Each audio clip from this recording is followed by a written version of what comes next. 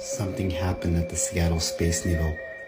In the late 1980s, several people who reportedly visited the Space Needle experienced a similar strange event. In each of these cases, the individual was visiting the Space Needle alone during a non-busy portion of the weekday. When they entered the elevator, a disorienting high-pitched sound began as the elevator rose to the observation deck. The visitors all claimed they were unable to stand, and the elevator attendant stood there looking down at them with an impossible smile on their face. Once they crawled out of the elevator, each of them complained to the staff on the observation deck. The visitors were all told that the elevator attendant that they were describing didn't match the description of anyone who worked there. When the elevator returned to the top, none of the visitors recognized the attendant who had been working the elevator that day. After several complaints like this, many members quit the Space Needle, believing the place to be haunted. All of these experiences took place over the course of a 2-year period. It wasn't too hard to keep this story out of the news, since many people in positions of power believed that this could affect tourism. What really happened to these people?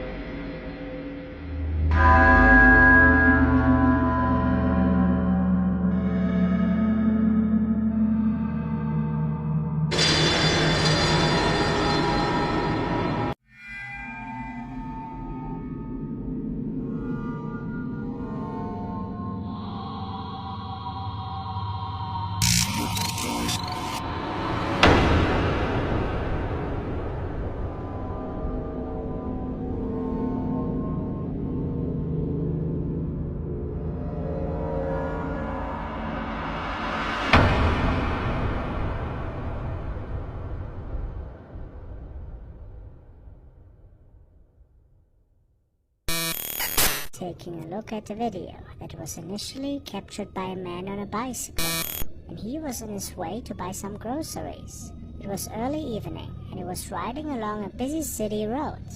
After a short while, it becomes apparent that an accident must have taken place. Naturally, the man was curious and looking around a bit when passing by the scene. As it turned out later, a fatal collision had taken place. And as sad as this is, it is believed that the spirit might have still been at the scene after the incident. Let's take a look.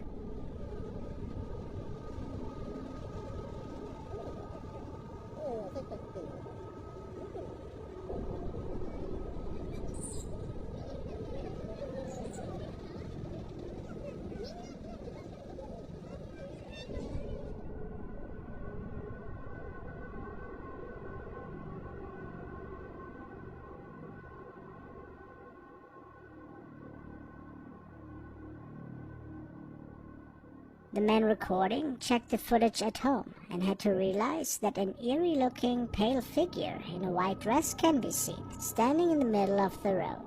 And what's even more, they seem to be missing their head.